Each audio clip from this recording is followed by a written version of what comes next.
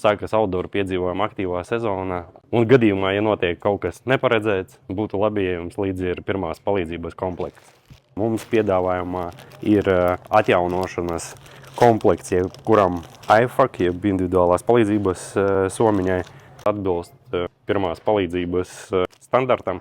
Protams, pie mums ir arī advancētākie karavīra glābēja līmeņa medicīnas produkti no dažādiem pačiem, žņaugiem, ievainojumu apstrādes līdzekļiem, medpaketes vai pārsēji, dažādi markieri, combat tapes, škēres, pat plaušu dekompresijas adatas.